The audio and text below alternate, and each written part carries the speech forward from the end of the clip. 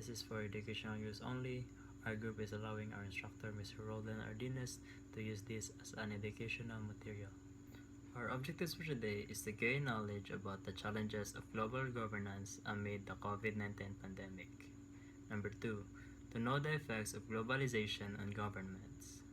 3, to identify the institutions that govern international relations. 4, to differentiate internationalism from globalism. 5, to identify the roles and function of the United Nations. 6, to identify the challenges of global governance in the 21st century. 7, to explain the relevance of the state amid globalization. So what is global governance with the integration of COVID-19 pandemic? Global governance refers to the way in which international affairs and global issues are managed and regulated through international cooperation and institution. It encompasses the mechanism, processes, and organization that nations use to address common global challenges and promote collective actions. The concept of global governance recognizes that many issues and challenges in the modern world, such as climate change, trade, security, public health, transcend national borders and require coordinated efforts at national level. The COVID-19 pandemic has highlighted the importance of global governance in several ways, including public health, vaccine distribution, travel restriction and trade, information sharing, and policy coordination. Public health. The pandemic underscored the need for international cooperation in managing and responding to global health crises. It revealed the independence of nations when it comes to public health, as the virus easily crossed borders. Vaccine distribution. The equitable distribution of vaccine to combat COVID-19 has a critical issues. Global governance mechanisms such as COVAX, led by WHO, were established to ensure fair and widespread access to vaccines, especially for the lower and middle-income countries.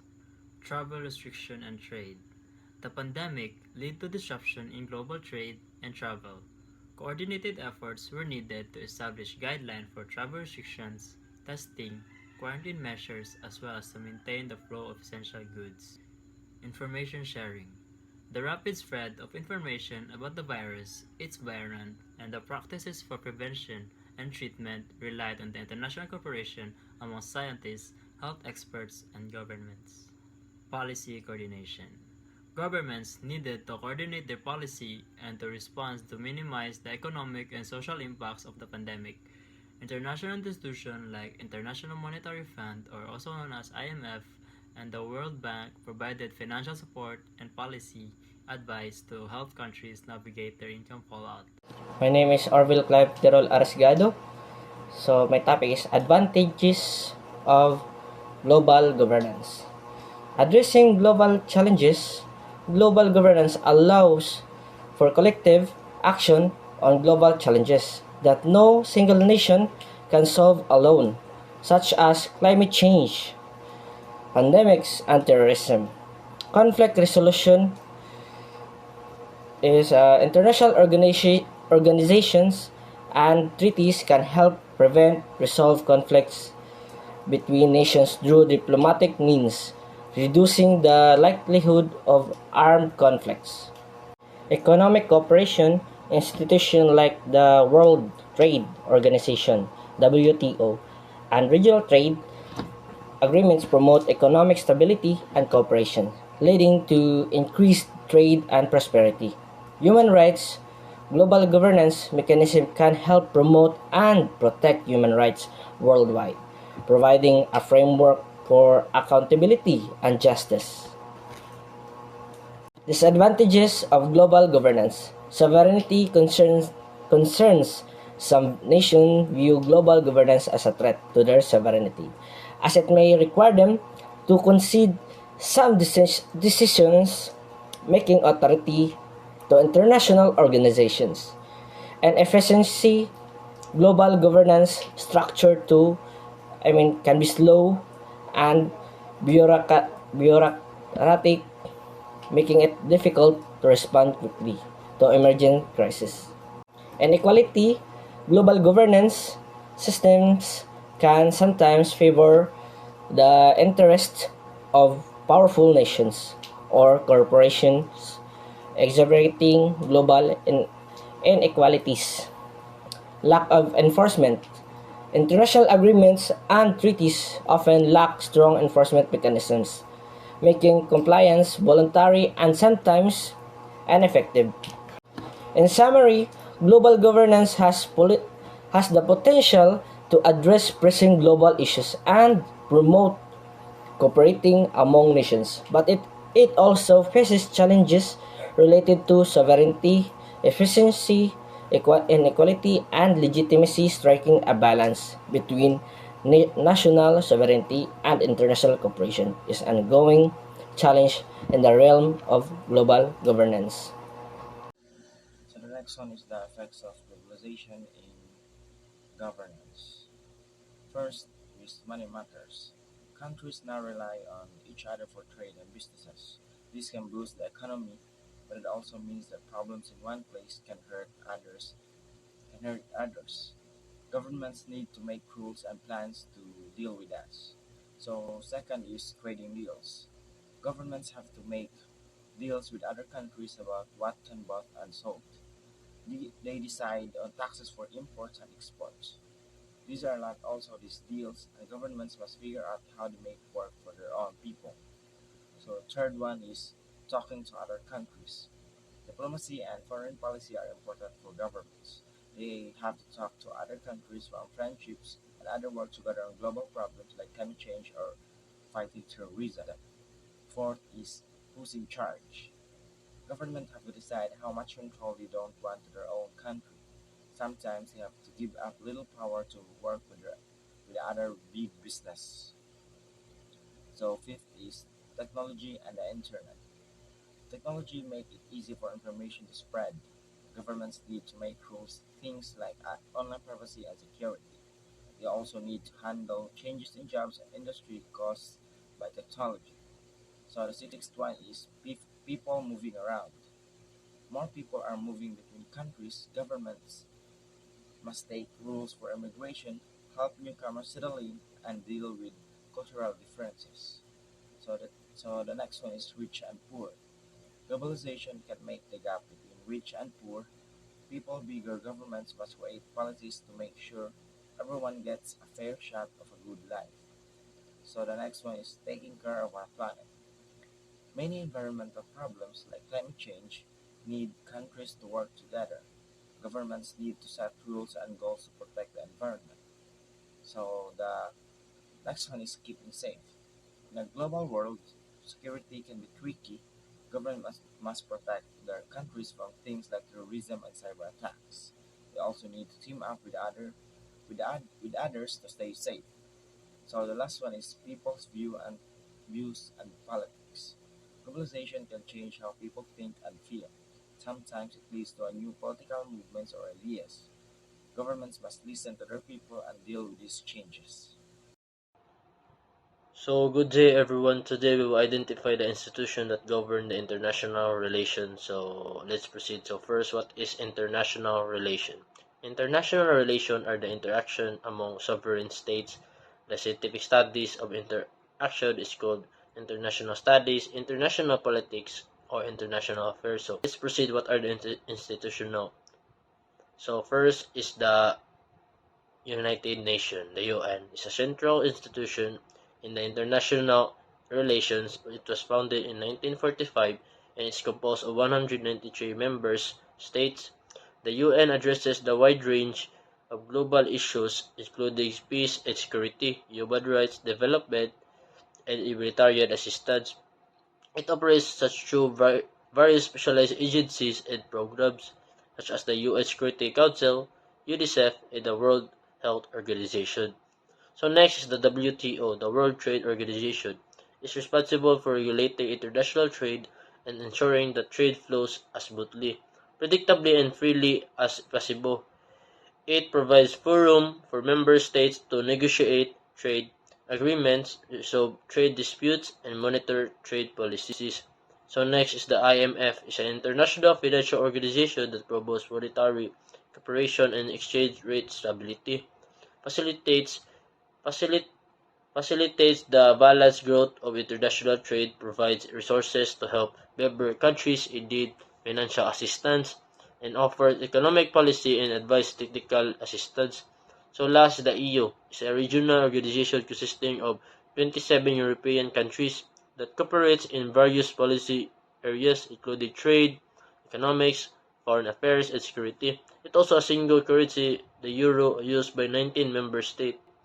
So each of these institutions plays a specific role in shaping the global order and addressing international challenges.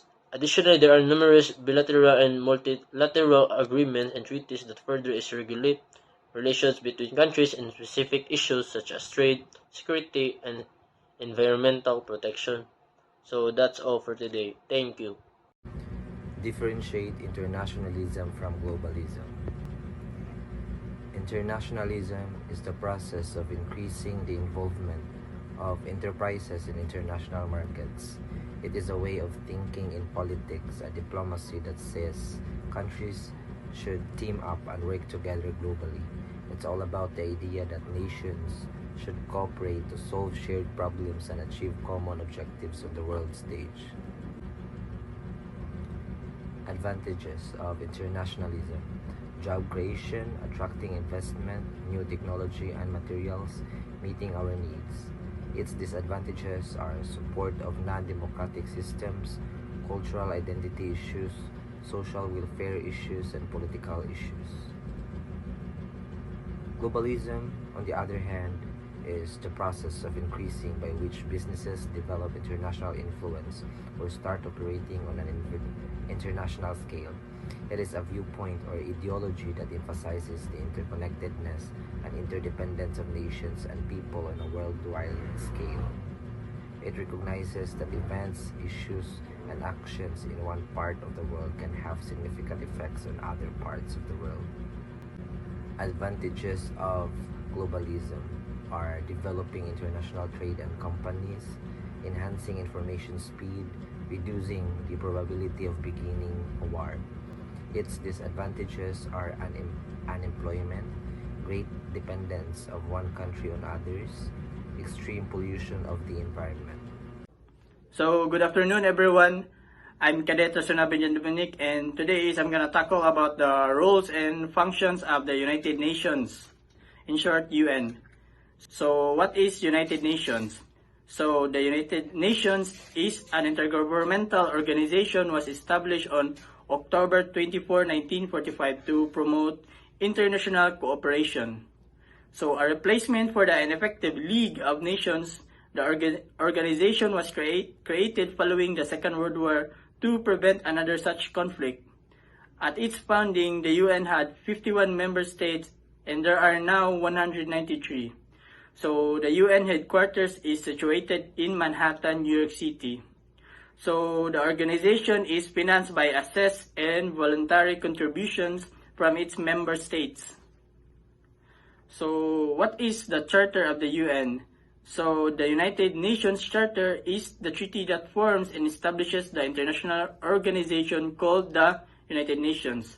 So what it is main purpose of the Charter of the UN? So the main purpose are to take effective collective measures for the prevention and removal of threats to the peace. Second is to develop friendly relations among nations based on respect for the principle of equal rights and self-determination of peoples.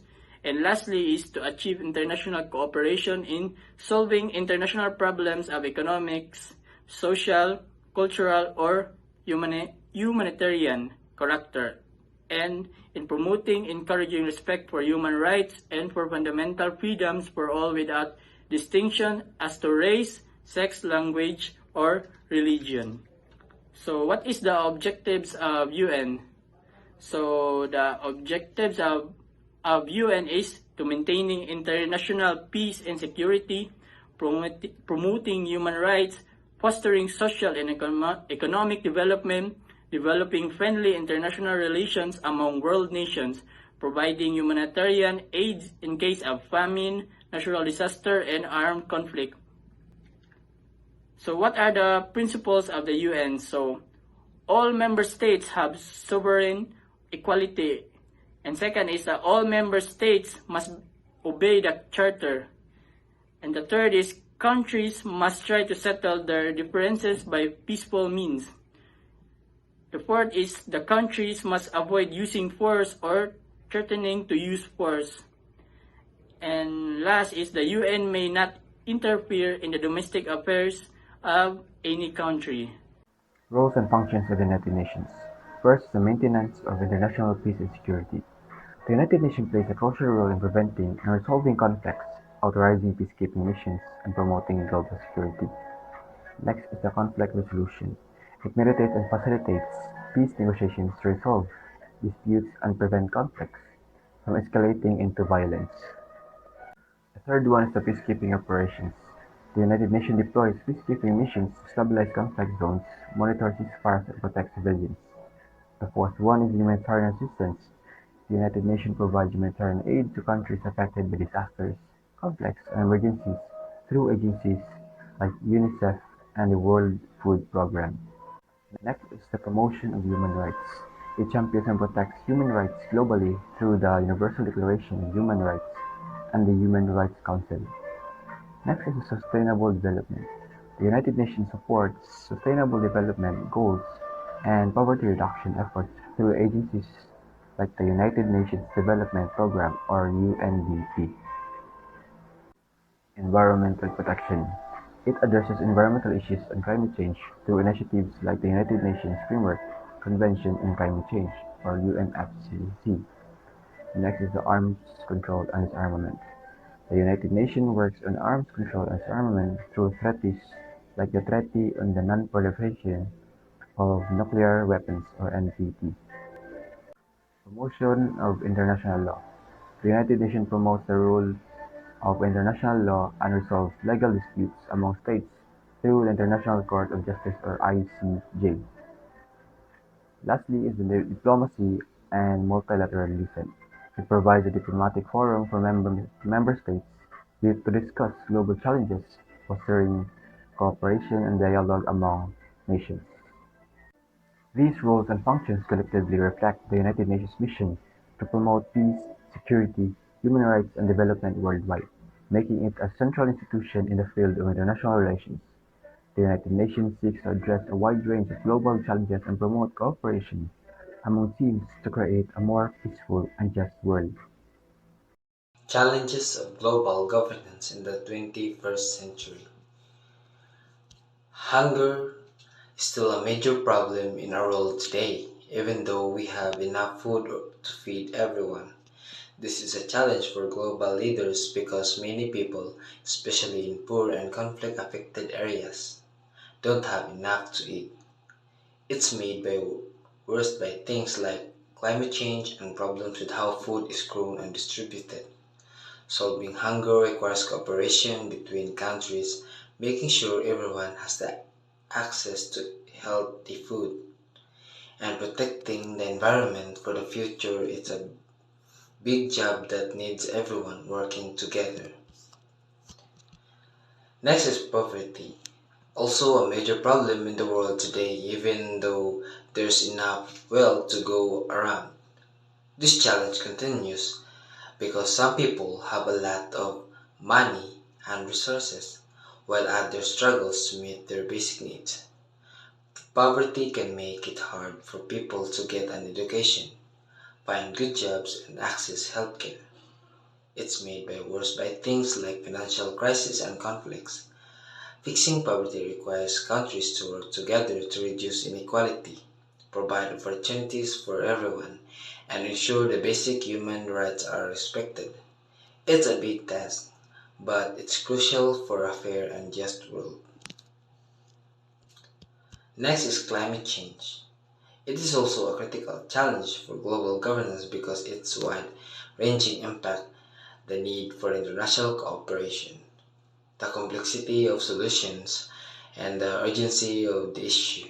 Effective global governance mechanisms are essential for coordinating efforts, setting goals, and mobilizing resources to combat climate change and protect the planet for future generations. Next is food. It's also a major global challenge today because some people still go hungry while others face health problems from their diets.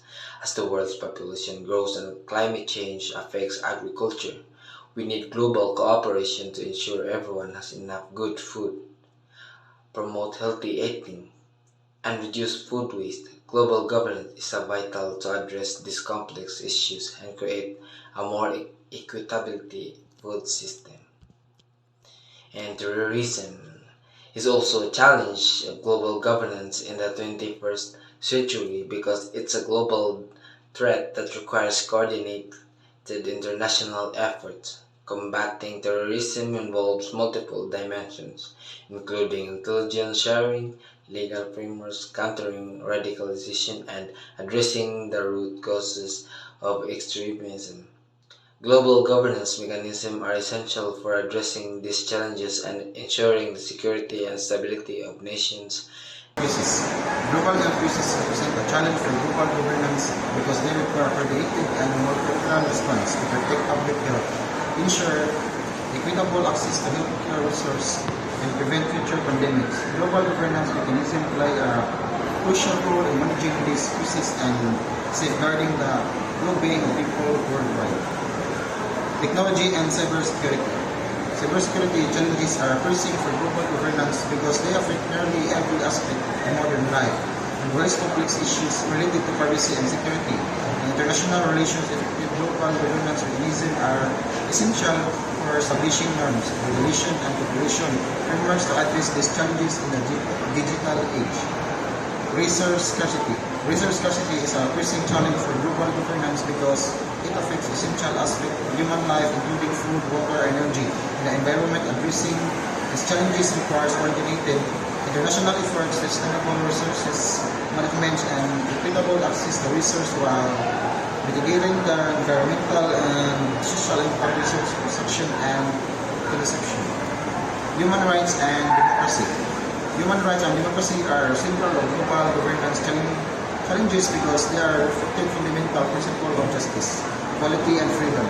Holding these values requires international cooperation, diplomacy, and the protection of human rights in the diverse cultural and political contexts, making it a complex, essential aspect of global governance in the 21st century. And last, rising nationalism. Rising nationalism challenges global governance by emphasizing national interest over international cooperation, potentially undermining efforts to address global challenges. While nationalism reflects the desire for greater sovereignty and self-determination, it requires careful combination of its impact on the effectiveness of global governance mechanism and the ability to respond to pressing global issues.